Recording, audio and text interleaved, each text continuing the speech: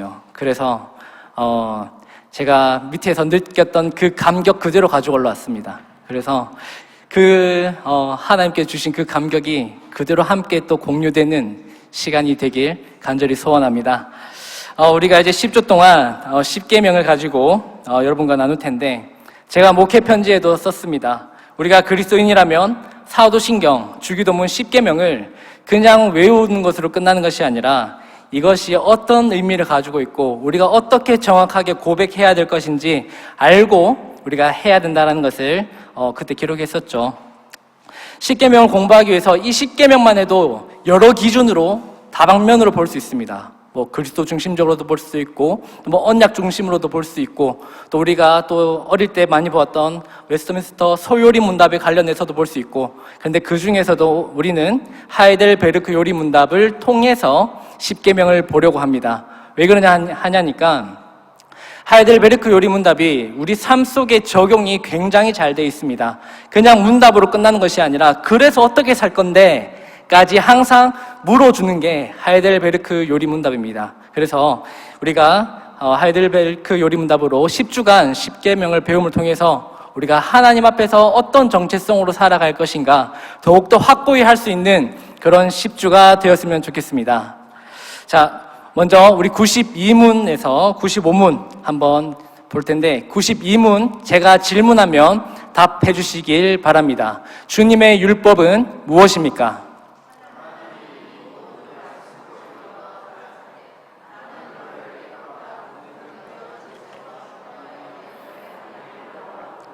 네, 이렇게 하고 1계명부터 10계명까지 쭉 다 했습니다. 강의니까 제가 질문을 해도 되겠죠? 네, 1계명에서 10계명 다 아십니까? 한 명 찍어서 한번 질문해봐도 될까요? 이제 오실 때 그런 긴장감 좀 가지고 오세요. 진짜 질문할 수 있습니다. 설교가 아니고 강의 시간이니까. 그죠? 자, 그래서 하나님의 율법이 무엇입니까? 라는 것으로 이제 우리에게 묻고 있는데, 우리가 율법이라고 하면 뭔가 폐기됐다, 오늘날은 이제 이 율법을 지키지 않아도 된다라고 말하는 분들이 가끔 가다가 있습니다. 그런데 우리가 지난번 레위기를 통해서도 배웠다시피 율법이 예수 그리스도 안에서 오히려 폐기된 게 아니라 완성이 되었습니다. 그래서 우리는 예수님께서 우리에게 무엇이라고 말씀하셨냐면, 내 마음을 다하고 목숨을 다하고 뜻을 다하여 주 너의 하나님을 사랑하라, 이렇게 명령하셨죠. 이 이야기가 신명기 30장 6절에 나옵니다. 제가 읽어드릴게요. 내 하나님 여호와께서 내 마음과 내 자손의 마음에 할례를 베푸사 너로 마음을 다하며 뜻을 다하여 내 하나님 여호와를 사랑하게 하사 너로 생명을 얻게 하실 것이며, 모세가 내 하나님 여호와께서 내 마음을 다하면서 율법을 듣는 자와 그 후손에게 뭐를 하라는 말입니까? 할례를 베풀라라고 말씀하고 있는 겁니다. 할례 받은 자들의 마음의 특징이 무엇이냐면 마음을 다하고 뜻을 다하여 여호와를 사랑하라는 것입니다. 여러분 질문지 다 받으셨죠? 질문 한 번씩 다 읽어보셨죠? 제가 중간중간에 답을 한번 적어보시면서 한번 들어보십시오. 할례 받은 자들의 마음의 특징이 뭐냐? 마음을 다하고 뜻을 다하여 여호와를 사랑하는 것입니다. 예수를 믿고 나면 율법의 폐기를 말하는 자들이 아니라 오히려 율법의 완성을 위해서 더욱더 애를 쓰고 더욱더 관심을 가지고 목숨을 다하듯이 이 율법을 지키기 시작한다는 것이죠. 왜요? 하나님을 사랑하기 때문에. 그래서 하나님을 사랑하기 때문에 이 율법을 지켜서 이웃도 사랑하기 위해 힘쓴다라는 겁니다. 그래서 로마서 2장 29절에는 진짜 마음에 할례를 받은 자가 누구인가에 대해서 말하고 있습니다. 제가 읽어드리겠습니다. 오직 이면적 유대인이 유대인이며 할례는 마음에 할지니 영에 있고 율법 조문에 있지 아니한 것이라. 그 칭찬이 사람에게서가 아니요 다만 하나님에게서니라. 참된 영적인 유대인이 누구냐라고 묻고 있는 겁니다. 여러분, 유대인들은 진짜 유대인은 자기가 유대인이라는 것을 알리기 위해서, 알린다기보다 그것을 나타내는 표가 뭐죠? 육체에 받은 그 할례를 통해서 자기가 유대인이라는 것을 말합니다. 그런데 오늘 이 로마서 2장 29절에서는 누가 참된 유대인이라고 말하고 있습니까? 바로 마음의 할례를 받은 자가 진정한 참된 유대인이다라고 우리에게 말하고 있는 것입니다. 이제는 육체에 대해서 우리가 할례를 받는 자가 아니라 마음의 할례를 받고 목숨을 다하여서 그 명령을 지키는 자가 하나님께서 사랑하시는 참된 유대인이다라는 것을 보여주는 겁니다. 마음의 할례를 받은 자는 이제 어떻게 합니까? 설렁설렁 예배를 드립니까? 아니죠. 앞에 뭐라고 합니까? 목숨을 다한다고 하지 않습니까? 이것은 실제로 우리에게 일어나는 연합입니다. 그래서 우리는 어떻게 기도를 하지 않으면 내가 고통스럽고 내 삶에서 능력이 나타나지 않기 때문에 진짜 목숨을 다해서 하나님께 기도하는 겁니다. 하나님, 내가 이렇게 죽을 듯이 하나님께 기도하지 않으니까 나에게 능력이 나타나지 않습니다. 하나님, 이렇게 간구하며 나아가오니 하나님 나에게 능력 좀 주십시오. 무엇을 위해서? 하나님의 뜻과 영광을 나타내기 위해서 이것 좀 주십시오라고 기도하기 시작한다는 것이죠. 육체 할례 받는 자 대표가 누구였습니까? 바리새인들이었지 않습니까? 근데 그들은 뭡니까? 그냥 사람들에게 보이고자 기도하고 뭔가 사람들에게 나타내고자 율법을 지켰지만 마음의 할례를 받은 자들은 어떻게 한다고요? 진짜 하나님이 없으면, 하나님의 율법을 지키지 않으면 진짜 내 목숨이 떨어져 나갈 것 같으니까 그래서 기도하고 하나님께 나아간다는 겁니다. 그래서 이게 바로 목숨을 다하여서 형제를 사랑하라, 말과 눈에 보이지 않는 하나님에게 마음과 뜻을 다하여 충성하는 그 행위, 그것이 바로 마음의 할례를 받은 자다라는 것을 우리에게 알려주는 것이죠. 그래서 할례는 마음의 할지니라 라고 합니다. 예수님을 믿고 우리에게 나타나고 고민해야 되는 것은 무엇입니까? 나는 정말 마음과 힘을 다하여서 하나님을 사랑하고 있는가라는 질문을 오늘 여러분 마음에 새기셔야 됩니다. 나는 마음의 할례를 받은 자인가? 오늘 이 92문을 보시면 저 얼굴 안 보여주셔도 됩니다. 계속 띄워주십시오. 나는 너를 종되었던 애굽에서 인도하여 낸 내 하나님 여호와니라 라고 하죠. 이스라엘에게서 첫 번째 집이 있었습니다. 그 집이 어디냐니까 애굽이었습니다. 바로 이들은 애굽 땅의 종되었던 그 집에서 살고 있었습니다. 얼마나 그들에게는 이 집이 문명이 발달되었고 호화로웠는지 알지 못합니다. 비록 종이었지만 굉장히 호화로웠습니다. 그들은 화려한 그 문명 속에서 여러 가지 신들을 섬겨가면서 종살이로 하고 있었죠. 여러분, 우리가 출애굽기 보면은 당장 10가지 지역만 봐도 그들이 애굽 땅에서 섬겼던 신이 몇 가지나 되는지 우린 보이지 않습니까? 그런데 그 10가지가 대표라는 것뿐이지 얼마나 많은 신들을 섬겼는지 문헌들엔 다 나타나고 있습니다. 그런데 이 애굽에 살던 이 사람들이 이 신을 섬기기 위해서 누구를 부려먹겠습니까? 이스라엘 백성들을 부려먹겠죠. 이거 준비해라. 오늘 이 신을 섬길 테니까 준비해라. 이렇게 하면서 최소 10가지 더 많은 그 신들을 섬기기 위해서 이 이스라엘 백성들은 얼마나 많은 그 신들을 섬기기 위한 규례들이나 그런 법들이나 이런 것들 꿰차고 있어야 했겠습니까? 그죠?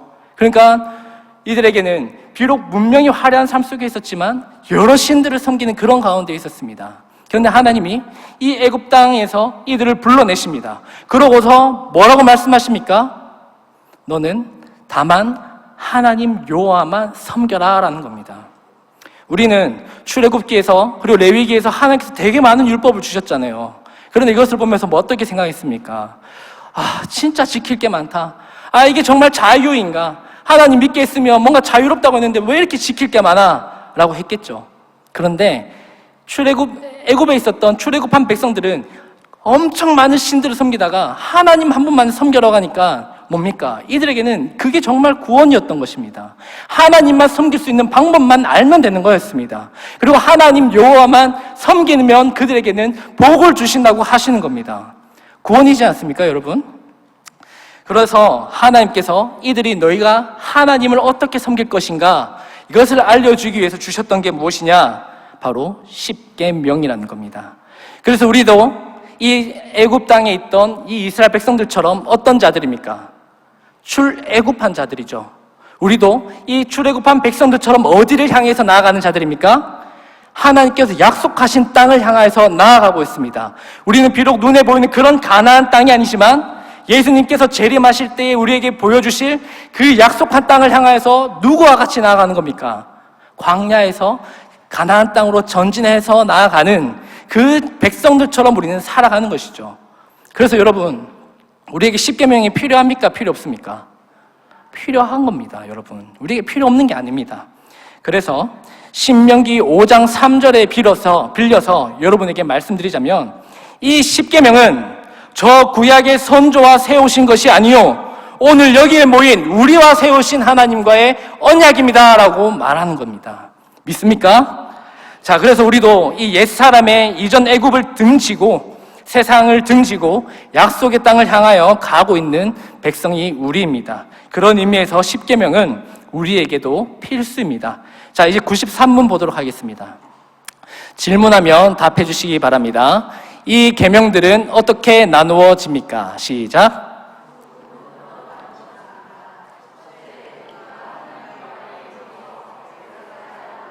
둘째, 우리가 이웃에게 어떤 의무를 지고 있는가 하는 것입니다. 자, 우리가 십계명을 잘 알 겁니다. 수십 년 동안 십계명에 대해서 들었겠죠. 십계명은 두 가지로 나눠집니다. 어떻게 나눠집니까? 첫 번째 뭐라고요? 네, 두 번째 뭡니까? 이웃 사랑입니다. 그죠? 그런데 오늘 여기 사랑이라는 거 발견하셨습니까? 금방 십계명이 어떻게 나눠집니까? 질문이었죠. 사랑이라는 거 나왔어요, 안 나왔어요? 안 나왔죠? 그러면 어떻게 나눠야 될까? 보십시오. 하이델베르크 요리문답 93문에서도 똑같이 이 두 가지를 똑같이 나누고 있는 겁니다. 비록 하나님 사랑이라고 이웃 사랑이라고 표현을 하지 않지만 똑같은 의미로 말하고 있다는 것이죠. 그런데 뭐가 다릅니까? 하나님에 대한 사랑에 대한 부분을 어떻게 표현하고 있습니까? 하나님과의 관계에서 어떻게 살아야 될 것인가? 태도로 말하고 있는 겁니다. 두 번째, 이웃에게는 뭐라고 어떻게 말합니까? 이웃에게는 어떤 의무를 여러분 가지고 있습니까? 근데 이게 사랑이래요. 네. 하나님께 대한 사랑을 어떻게 우리가 표현하냐 하니까 하나님께 대한 태도를 가지는 것으로 사랑을 표현하는 겁니다.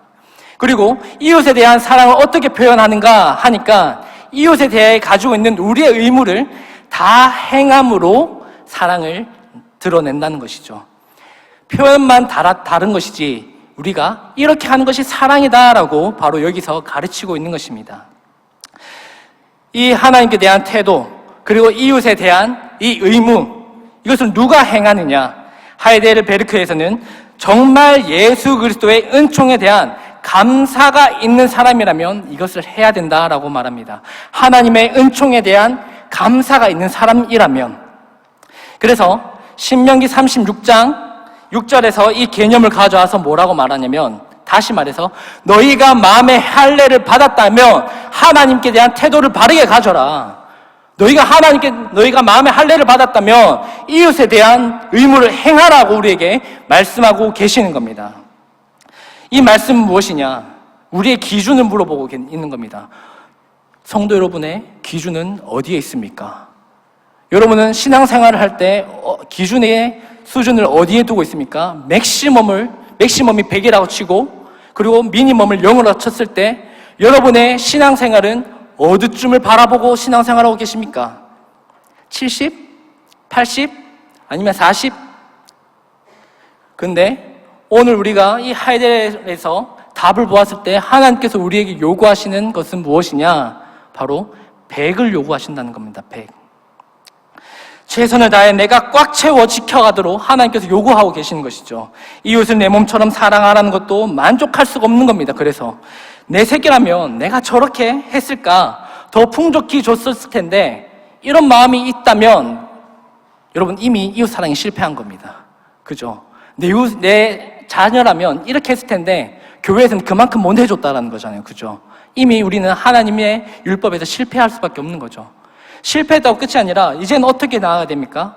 하나님, 내 안에 이렇게 맥시멈으로 요구하시는 하나님 기준에 있는데 그것을 지키지 못했습니다. 하나님, 정말 하나님 말씀을 목숨처럼 지키고 싶습니다. 그게 안 됩니다. 그래서 오늘 또 기도로 나아갑니다. 그것을 지킬 수 있게 해주십시오 라고 하는 게 바로 기도의 도구라는 것이죠. 그래서 날마다 오늘 내가 한 것에 대해서 후회를 하는 것들이 바로 기독교인들의 삶입니다. 기독교인들이 뭔가 오늘 내가 한 것에 대해서 만족하면 여러분 어떻게 보면 그게 실패일 수도 있습니다. 칼빈이 우리에게 뭐라고 했냐면 기독교인들의 삶은 날마다 회개의 삶이라고 하거든요. 날마다 우리에게는 회개할 것밖에 없다는 겁니다. 오늘 내가 이렇게 열심히 섬겼지만 또 부족함이 하나님 안에서 발견되는 겁니다. 내가 이렇게 열심히 섬겼지만 보니까 말씀에서 내 말씀을 비추어 보니 내가 또 회개할 거리가 있는 것이죠. 그래서 날마다 오늘 우리가 회개하면서 살아가는 것이 기독교인이라고 바로 칼빈이 말하고 있습니다. 오늘날 교회에 예배와 경건의 능력이 사라진 이유가 무엇입니까? 신앙의 목표가 맥시멈이 아니라는 것에 있습니다. 목숨을 걸지 않는 예배, 목숨을 걸지 않는 봉사, 오히려 목숨을 걸 정도로 열심히 하라고 하면 뭐라고 말합니까? 광신자라고 합니다. 재밌는 이야기가 있습니다. 수요기도에 나오셨던 분들은 제 이야기를 들으셨을 텐데요. 군대에 갔을 때 제가 기독교인이라고 딱 자대 배치받자마자 주일이었거든요. 그래서 제가 교회 간다고 했습니다. 그랬더니 병장하고 선임들이 와서 진짜 미쳤냐고 했습니다, 저한테. 지금 오자마자 교회 간다고? 그러면서 제가 교회를 갔다 왔거든요. 그런데 선임들이 어떻게 했느냐, 제 간물대에 있는 물건들 다 던져놓고 거기다 치약을 다 짜놓는 겁니다. 우리 남자 어르신들 그래도 치약 짜놓는 게 무슨 의미인지 아시죠? 치약을 거품 나도록 다 닦아서 깨끗하게 청소하라는 겁니다. 교회를 갔다 왔는데 저는 그것부터 했어야 됐습니다. 그러면서 저를 부르시더니 하는 말이, 야, 네 군대 가면, 네 교회 가면 예수가 네 대신 군대 생활해 주냐? 이렇게 말했습니다. 그러면서 저는 어떻게 했습니까? 다음 주부터 교회 갔을까요? 안 갔을까요? 예, 감사합니다. 갔습니다. 예, 이제는 또 혼날 줄 알지만 가는 겁니다. 근데 이제는 좀 지혜를 짜내기 시작합니다. 이제 선임들의 간식들을 항상 챙겨오는 것이죠. 우리 선임이 저를 교회 가는 거 싫어합니다. 그래서 간식 좀 선임들까지 좀 챙겨줄 수 없습니까? 라고 했더니 다 챙겨줍니다. 가져가라고. 그래서 가져가서 선임들 거 다 챙겨줍니다. 그러다가 점점 선임들이 오히려 내가 빨리 교회 가라 합니다. 가야 간식을 가져오니까. 그죠? 그리스도인이 이렇게 지혜를 내는 겁니다, 여러분. 그래서 우리에게 있어서 감투가 무엇입니까? 감투. 너희가 교회를 다녔더니 세상에서 잘 사는구나. 너희가 교회를 갔더니 성공하는구나. 이게 감투입니까? 저에게 군대 생활하면서 감투가 무엇이었냐면 예수쟁이였습니다. 예수쟁이. 네, 토요일도 교회 가고 주일도 교회 가고 항상 교회 하나님 예배하고, 그것이 선임들을 볼 때는 꼴보기 싫었지만 저에게는 그렇게라도 예수님 잘 믿는다라는 소리가 저에게는 그렇게 감투였습니다. 오늘날 불신자들이 기독교인들을 싫어하는 이유가 뭘 것 같습니까? 사이비 때문에 싫어할 것 같습니까? 제 개인적인 생각으로는 크리스천답게 행하지 않았을 때 싫어한다고 생각합니다. 그렇다면 크리스천답게 살기 위해서 그 기준을 어떻게 세워야 하겠습니까? 그래서 우리에게는 십계명을 주셨습니다. 그래서 출애굽기에서 율법을 주시며 너희가 이것을 지킬 때에 세상이 거룩하신 여호와를 알게 될 것이다라고 말씀하시면서 우리에게 주셨던 것입니다. 이제 세세하게 94문, 이제 1계명 들어갑니다. 서론 끝났어요. 네, 재밌으시죠? 네, 지겨우시면 안 됩니다. 이제 재밌는 거 들어가는 거예요. 자, 보겠습니다. 94문 질문하면 답해 주시길 바랍니다. 제1계명에서 주님께서 요구하시는 것은 무엇입니까? 시작.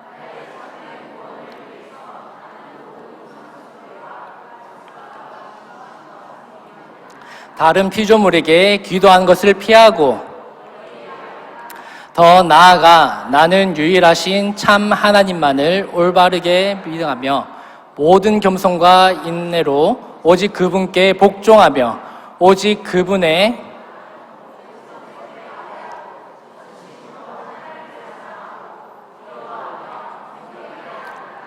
간단히 말해서 하나님의 뜻을 거스르는 지극히 작은 일을 행하기보다 차라리 모든 피조물을 포기해야 합니다.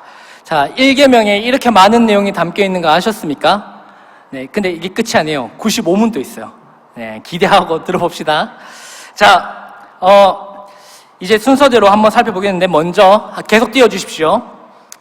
더 나아가 유일하고 참되신 하나님을 바르게 알고, 중간에 빨갛게 되는 거 발견하셨습니까? 네, 그 부분을 한번 보겠습니다.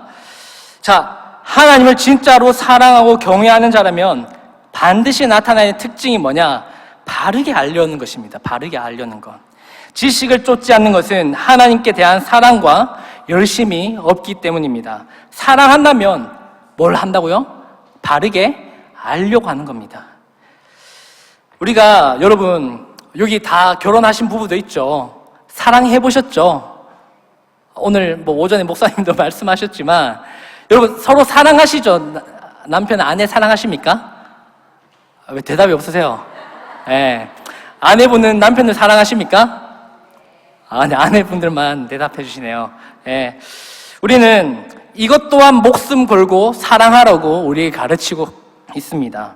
사랑한다면 알려고 노력해야 되는 것입니다. 그렇게 말하면은 여기 계신 분들 중에 그렇게 말할지도 모르겠습니다. 내가 아내랑 산 지가 수십 년 됐는데 뭘 다 알아? 다 알아. 말 안 해도 다 알아. 말 안 해도 다 알까요? 예. 아내 속은 문드러지고 있을 수도 있습니다. 예. 그런데 저도 이제 아내를 이제 연애부터 한 지 13년이 되었거든요. 연애부터 결혼까지 해서. 그런데 아직도 모르겠어요. 네, 아직도 모르겠고 아내도 저를 모를 겁니다. 그래서 계속 알아가고 싶어요. 진짜요. 네, 믿어주십시오. 진짜 알고 싶어요. 그런데 알고자 하는 그 관점이 다른 것뿐이지 우리가 사랑한다면 계속 알고 싶은 것이 바로 그렇습니다. 하나님을 우리가 사랑한다고 하면은 우리도 하나님을 계속 알고 싶어지는 거예요. 첫사랑을 기억했다고 사랑이 끝납니까? 아니잖아요. 우리는 하나님을 알면 알수록 더 사랑이 깊어지고 또 이런 하나님이 있었구나. 이런 하나님이 있었구나 라면서 날마다 발견하고 하나님을 알아가는 그 기쁨과 그 사랑이 우리에게 넘치는 것입니다. 그런데 문제가 있습니다. 어떤 문제냐? 정말 심각합니다. 왜냐하면 많은 오늘날 교회가 마음과 힘을 뜻을 다하여서 하나님을 사랑하기에 힘쓰지 않는다는 거죠. 각자만의 모습으로 뭔가 열심히 봉사는 해요. 뭔가 각자만의 모습으로 어디에 속해서 열심히는 합니다. 그런데 이 오늘 하이델베르크에서 나타난 그 문구로 볼 때 뭡니까? 바르게 알려고 하는 모습이 없다라는 겁니다. 우리가 하나님을 열심히 봉사하고 열심히 하나님을 위해서 뭔가를 한다면 우리에게 반드시 함께 동행되어져야 되는 게 뭐냐면 하나님을 바르게 알려 하는데도 최선을 다해야 한다는 것이죠. 뭔가 이 사람들은 뭐라고 하냐면 열심히 없어도 신앙이라고 생각하고 있습니다. 뭔가 하나님을 알려고 노력하지도 않는데 자기의 신앙생활은 아주 든든하다, 아주 열심히 하고 있다라고 생각합니다. 그런데 성경은 그거 신앙 잘못됐다라고 말하고 있습니다. 이렇게 말하니까 이 성경은 우리에게 하나님을 아는 것도 목숨을 다해서 최선을 다해서 알아라고 하고 하나님을 섬기는 것 가운데서도 목숨을 다해서 섬겨라고 말합니다.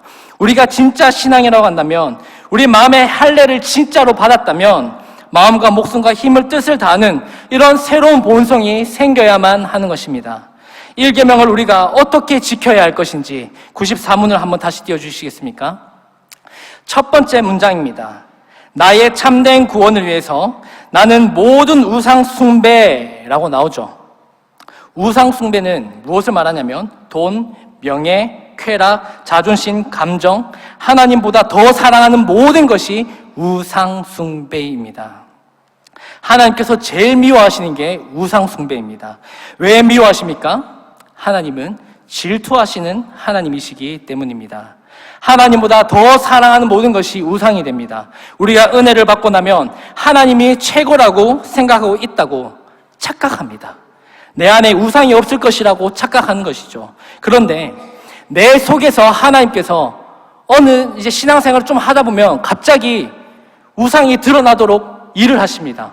어떻게 일을 하실까요? 하나님께서 뭔가를 요구하시는 것이죠. 뭘 요구하시겠습니까? 예를 들면 이렇습니다. 하나님께서 아브라함에게 내 이삭을 내게 바쳐라. 이런 요구를 갑자기 하는 것이죠. 아브라함에게 이삭이 얼마나 소중했습니까?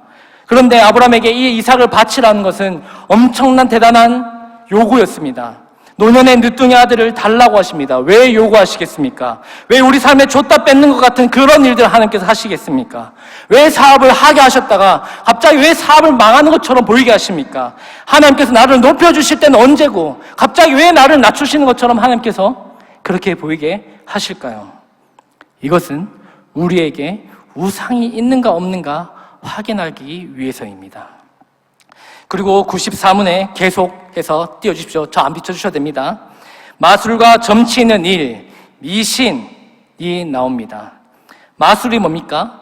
이것은 성경이 가르치는 것을 믿지 않는 모든 모습들을 말하는 것입니다. 성경을 믿는 자들은 미신을 믿어서는 안 됩니다. 마술이라고 여기서 말하는 것은 하나님 능력보다 다른 능력을 추구하고, 점치는 것은 하나님의 주권을 무시하는 행위입니다. 점치는 것은 성경이 아닌 다른 것을 믿으려고 하는 그런 욕구들을 여기서 말하고자 하는 것이죠. 계속 94문에 보면 또 이런 말이 나옵니다. 성인이나 다른 피조물에게 기도하는 것. 여기서도 우상숭배와 관련해서 기도를 언급하는데, 어떤 대상을 향해서 우리가 기도할 것인가? 라고 우리에게 묻고 있는 것과 같습니다. 우리는 여러분, 지금까지 하나님께 기도한다고 열심을 다했을지도 모르겠습니다. 정말 하나님께 기도하셨습니까? 그것을 우리에게 묻고 있는 겁니다. 정말 하나님께 기도했냐? 하나님을 통해서 여러분이 하나님보다 더 사랑하는 것을 얻으려고 하는 마음이 우리 안에 있지 않았습니까? 여러분이 지금까지 하나님께 기도했던 것들이 왜 이루어지지 않았을까요? 많은 여러 가지 요인들도 있었지만, 사실 우리가 하나님보다 더 사랑하는 것 때문에, 그것을 위해서 간구했기 때문에 응답 못 받았을 경우도 분명히 있습니다. 그리고 이 94문에서 계속해서 또 말합니다. 더 나아가 유일하고 참되신 하나님을 바르게 알고, 다시 이야기하는데, 우상 숭배의 전형적인 모습이 하나님을 바르게 알려는 사람이 없다는 겁니다. 많은 교회에서 성경적이지 않은데 성경적이고 아니고 좀 따지지 말라고 말합니다. 그냥 좀 하고 싶은 대로 해도, 지금까지 해왔던 것 좀 지키게 해줘, 뭔가 바꾸려고 하지 마 라고 한다는 것이죠. 그런데 성경에서 그거 틀렸다고 하면 여러분 안 바꾸시겠습니까? 그래도 전통을 고집하시겠습니까? 하나님을 진정으로 사랑한다면 성경에서 가르치는 바를 알려고 우리는 끊임없이 노력하는 것이고, 성경에서 틀렸다고 한다면 우리는 바꿀 수 있어야 되고, 성경에서 이게 맞다라고 한다면 우리는 정확하게 이 길을 걸어갈 수 있는 담대함도 우리에겐 필요한 것입니다. 성경이 무엇을 가르쳤냐에 관심을 가지지 않는 이유가 무엇이냐? 내 욕심대로, 내 정욕대로, 내 우상 숭배 방식대로 예수님을 믿도록 내버려 두라는 그런 것이죠. 이제 95문 보도록 하겠습니다. 95문 질문하면 답해 주시길 바랍니다. 우상 숭배란 무엇입니까? 시작.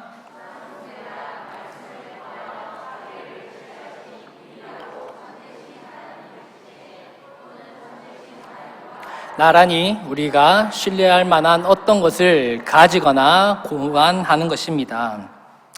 자, 계속해서 95문에서는 우리가 섬기고 있는 우상 숭배가 무엇인지 좀 더 또 구체적으로 말해주고 있습니다. 여기서 답 부분에 보시면 대신에라는 말, 나란히라는 말, 그 다음에 가지거나 소유를 말하는 거죠. 그리고 고안하는 것, 이것이 굉장히 중요한 단어입니다. 우상 숭배와 관련해서 하이델베르크에서는 우리에게 중요한 메시지를 주는데, 그것은 우상 숭배란 말씀으로 계시하시는 유일하시고 참되신 하나님 대신에 다른 신들을 섬기는 것을 다 우상 숭배라고 말합니다. 여기서 전제가 말씀으로 계시하신 하나님이 아니, 내가 생각하는 하나님, 내가 고안해내는 하나님, 내가 복음이라고 살아가는 그 모든 것, 그게 우상 숭배라고 말하고 있습니다. 여기서 나오는 첫 번째 대신이라는 것이 굉장히 중요합니다. 대신. 왜 성경이 우리에게 성경의 하나님 말씀으로 계시하고 계십니까? 하나님 말씀으로 우리에게 나타내고 계시냐는 것입니다. 여러분, 개혁주의 신학에서 중요한 고백이 있습니다. 개혁주의 신학에서 바로 말씀 의존적 사색이라는 겁니다. 말씀을 의존해서만 말씀을 읽겠다라는 겁니다. 여러분, 개혁주의가 무엇입니까? 개혁주의가 뭐냐면 성경 말씀으로 날마다 개혁해가는 그 모든 것이 개혁주의입니다. 여러분, 우리 교회는 개혁주의입니까? 아닙니까? 개혁주의죠. 왜 그렇습니까? 우리가 속해 있는 이 고신이 기본적인 토대가 개혁주의입니다. 맞죠? 여러분, 오늘 우리가 개혁주의 교회를 다니고 있다는 거 모르신 분 계셨습니까? 아니시죠? 우리 교회는 기본적으로 개혁주의를 우리는 추구하고 있습니다. 그래서 우리는 항상 말씀 의존적으로 하나님 말씀을 읽으려고 노력해야 됩니다. 철저히 말씀 중심적입니다. 하나님께서 계시하지 않으셨다면 다 우상 숭배라고 말할 수 있어야 된다는 것이죠. 그런데 많은 교회와 신자들이 성경 대신에 다른 것으로 기준을 삼고 판단하는 분들이 굉장히 많습니다. 우리 죄악에 관하여 오늘날 우리 한국교회에 나타난 이 죄악에 관하여서 성부께서 하실 그 일 대신에 그 자리를 대신 자리를 꿰차서 하고 계신 분들도 꽤 많습니다. 성자 하나님께서 하셔야 할 일들을 내가 대신하고 있는 교회가 많습니다. 성령 하나님께서 하셔야 될 그 일들에 내가 하고 있는 경우가 굉장히 많다는 것이죠. 우리 질문지에 보면 9번에 해당됩니다. 9번 잘 보십시오. 많이 왔습니다. 좀만 더 집중해서 들어보십시오. 자, 우리는 어떤 부분에서 성부 하나님 대신에 하는 우상 숭배하는 일들이 많습니까? 성부 하나님께서 하시는 일이 뭐죠? 작정하시는 일을 합니다. 맞습니까? 그런데 하나님의 작정에 여러분은 관심이 있으십니까? 그런데 우리가 하나님 작정에 관심이 있다고 하면서 우리 기도의 모습들을 한번 보십시오. 우리 기도의 모습은 항상 기도할 때 우리가 계획합니다. 우리가 작정합니다. 하나님께서 작정하신 것에 관심이 없습니다. 그리고 우리 예수님은 항상 하나님의 뜻과 하나님 작정에 관심이 있는데, 그래서 너희는 이렇게 기도하라라고 주기도문을 가르쳐 주셨는데, 우리는 날마다 기도할 때 누구의 작정을 위해서 기도합니까? 내 계획, 내 작정 위해서 하나님께 기도한다는 겁니다. 하나님께서 나를 통해서, 이 교회를 통해서 무엇을 하실지 관심이 없고, 내가 하고 싶은 대로 이 교회가 돌아가거나 내 삶이 이루어지길 바란다는 것이죠. 우리는 예수님께서 오로지 하나님의 뜻이 이루어지도록 십자가 길을 걸으셨던 것처럼, 하나님, 나는 이 잔을 나에게 거두어 주길 원하지만 하나님의 뜻이 그것이라면 내가 이 잔을 달게 받습니다 라고 말했던 것처럼, 내가 원하지 않더라도 하나님의 뜻이 그것이라면 우리는 그 하나님의 뜻에 발맞추어 걸어갈 수 있는 모든 성도들이 되어야 할 줄로 믿습니다. 여러분, 우리가 얼마나 사악한지 모릅니다. 삼위일체 사역을 내가 다 하려고 합니다. 내가 모든 일을 작정하고, 내가 내 뜻대로 하고, 하나님, 내가 이런 계획이 있는데 이루어 주십시오. 내가 이런 계획이 있는데 하나님 좀 잘 되게 해 주십시오. 이 작정이 있는데, 이 뜻이 있는데 하나님 도와주십시오라고. 그런데 하나님께서는 그렇게 기도한 사람에게 이렇게 말합니다. 얘야, 성도들아, 내 계획은 어디 있냐? 라고 묻는 것이죠. 그럼 여러분 뭐라고 대답하시겠습니까? 일단 좀 내 계획대로 좀 해주세요. 일단 내 계획 때문에 하나님 영광 받으실 겁니다. 일단 내 계획대로 이루어지면 하나님 그때 마음껏 영광 올려드릴 수 있습니다 라고 하시진 않습니까? 우리는 어렸을 때부터 굉장히 인본주의 교육을 굉장히 많이 받고 있습니다.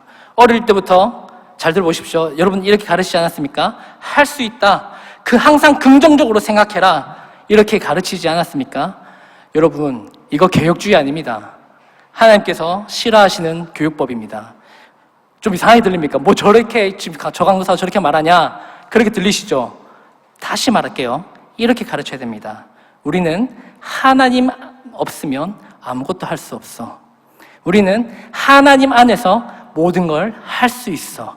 이렇게 가르친 게 개혁주의 신앙 교육입니다. 우리는 이런 가르침 없이 세상에서 성공하고 나의 노력에 대한 보상으로 성공하는 거, 죄송하지만 그렇게 간증하고 하는 거 굉장히 위험합니다. 누군가에는 세상적으로 성공해서 간증하는 거, 누군가에게는 굉장히 시험이 됩니다. 누군가를 넘어뜨릴 수 있고, 그러다 그런 간증이 나를 넘어뜨리는 독이 될 수도 있습니다.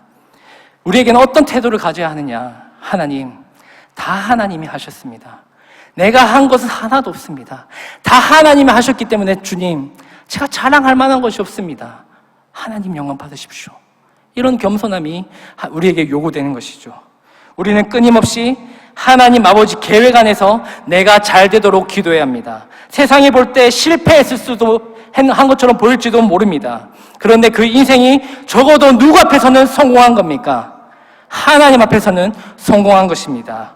뭐가 성공한 삶이라고요? 예수님 믿는 삶, 예수님 중심으로 살아가는 삶, 하나님께 말씀하시면 걸어가고 하나님께서 아니라고 하면 멈춰 사는 삶. 세상 속에서는 그게 실패했다 할지라도 하나님이 그렇게 말씀하셨기 때문에 나는 그렇게 걷습니다.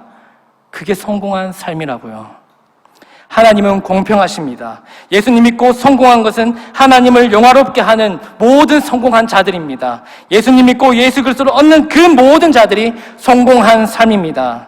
그래서 우리가 자랑할 것은 십자가밖에 없습니다. 예수님밖에 자랑할 것이 없고 남들에게 말할 것은 복음밖에 없는 것입니다.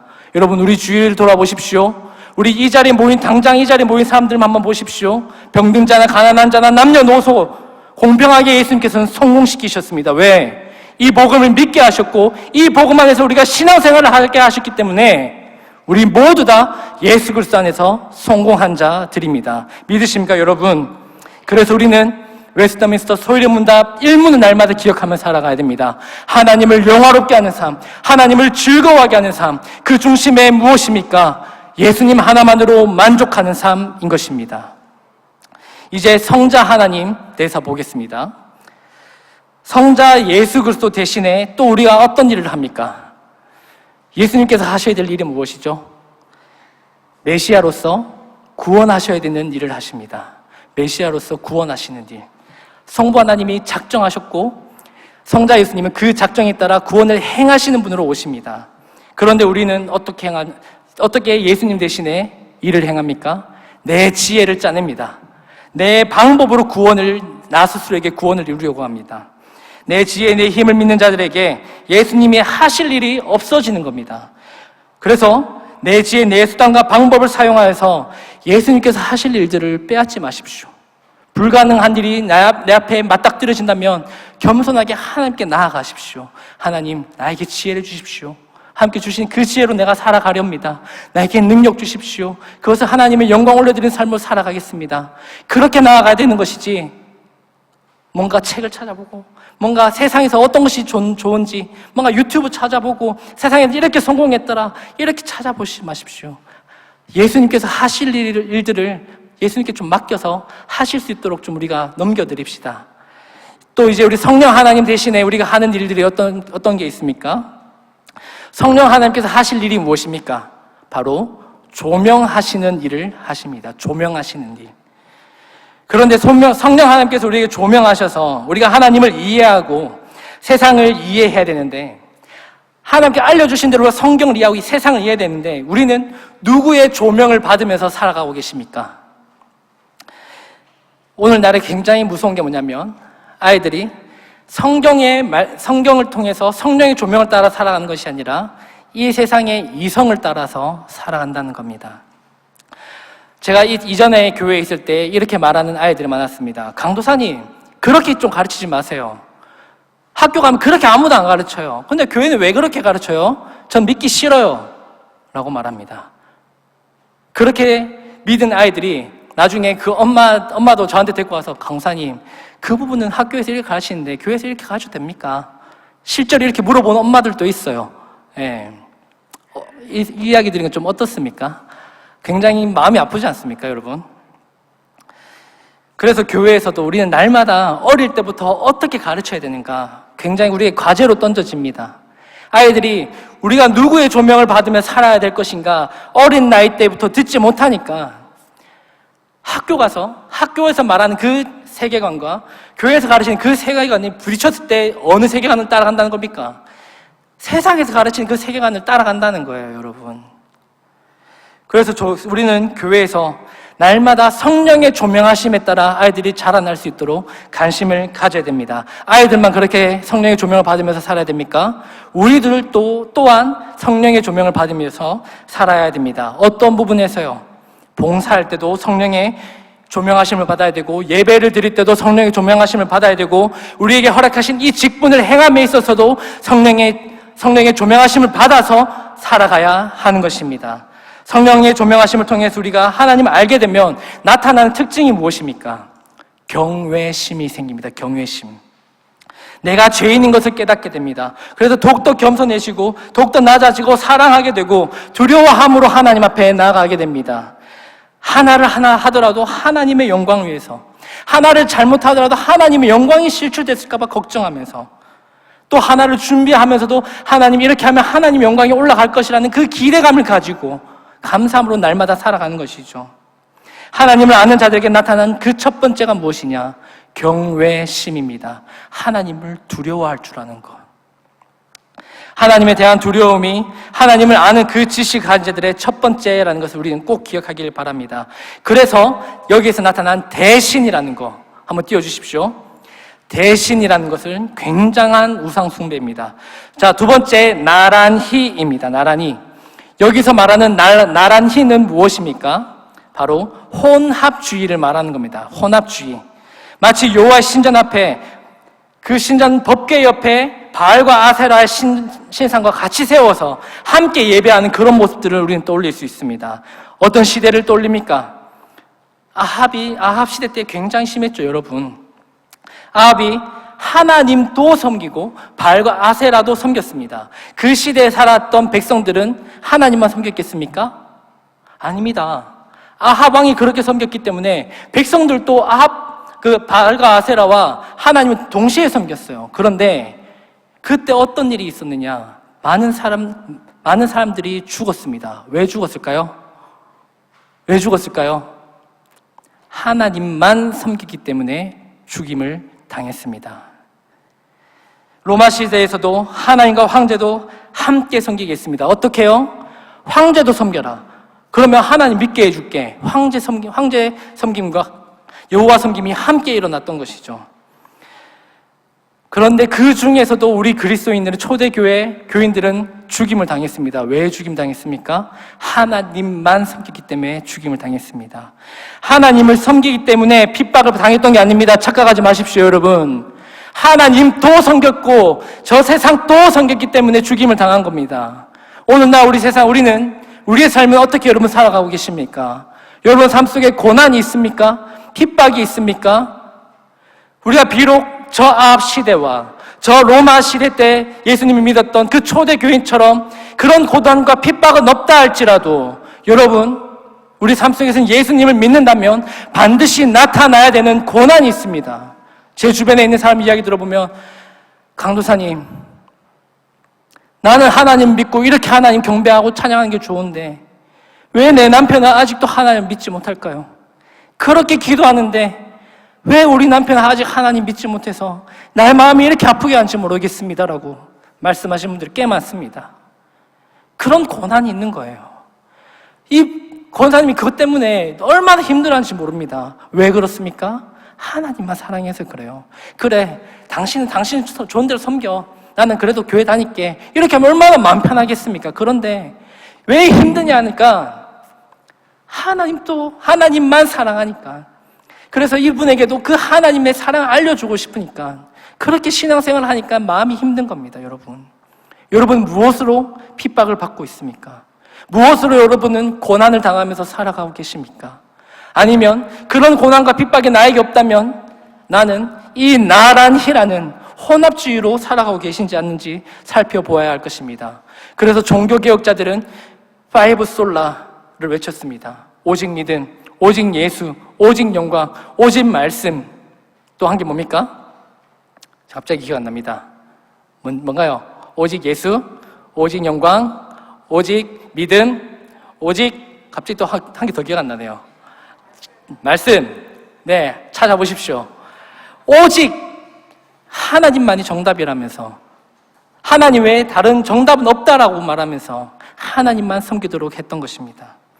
이게 이들에게만 주어지는 그런 기준이 아닙니다. 오늘날 저 약속한 땅을 걸어가는 우리 모두에게도 주어지는 십계명이라는 것을 기억하시길 바랍니다. 자, 우리 이제 마지막으로 달려가겠습니다. 이제 가지거나 고안하는 것에 대해서 우리가 보겠습니다. 가지거나 고안하는 것. 우상을 숭배하기 위해 계속해서 고안해는 모습을 말하는 것입니다. 여러분 절에도 가보셨고 여러 우상들의 모습들을 보았을 겁니다. 얼굴은 돼지인데 몸은 사람이고, 그죠? 또 어떤 로마 신화, 그리스 신화 같은 거 보면 몸은 사람인데 다리는 말이고, 이렇게 굉장히 우스꽝스럽게 섞어 놓은 우상들을 많이 보셨을 겁니다. 왜 그렇게 할까요, 여러분? 고안해내는 겁니다. 자신들에게 있는 그 부족한 모습들을, 사람이 뭔가 지혜도 있으니까 말과 같이 다른 다리가 있으면 더 빨리 달릴 수 있지 않을까? 그런 것들로 계속 우상을 만들어내는 것이죠. 이런 모든 것들이 또 오늘 하이델베르크 교리문답에서도 우상이라고 말하는 것입니다. 여러분의 우리의 편안함을 위해서 고안하려고 하는 그 모든 것들이 다 우상이라고 말하는 것이죠. 그래서 하나님보다 더 실용적으로 살아가려고 하는 게 바로 이것입니다. 이 고안해내면서 살아가려고 하는 것, 바로 실용주의를 말하는 것입니다. 실용주의. 오늘날 중요한 게 실효성입니다. 실용하냐를 따져서 그것의 가치를 계속 결정하려고 합니다. 신앙생활하면서도 실용성을 따라가냐, 아니면 우리 교회가 이 실용성을 더 따라가고 있는 프로그램을 하고 있느냐, 이런 것들이 계속 기준적으로 삼아가고 있는 모습이 우리에게도 있는가 확인을 해야 됩니다. 교회가 프로그램을 받아들일 때에 이것이 성경적이냐 아니냐, 아니면 실용적인 것이냐, 이 기준을 분명하게 가지고 우리는 나아가야 할 것입니다. 사람이 좋아하고 환호하면 우리는 이 성경에서 어떻게 말하는지도 생각하지 않고 무턱대고 가져오는 경향이 많습니다. 그래서 성도들의 세상의 것을 교회에 계속 도입해달라고 말합니다. 교회는 성경적인 것만 제공하면 되는데 성도들은 계속 세상의 것을 이 교회에 도입해달라고 계속 요구하는 것이죠. 그러다 보면 여러분, 뭐가 무너지게 되는지 아십니까? 직분자가 무너집니다. 직분자들이 뭡니까? 목사와 장로와 집사, 무엇에 대한 봉사자들입니까? 예배 봉사자잖아요. 그죠?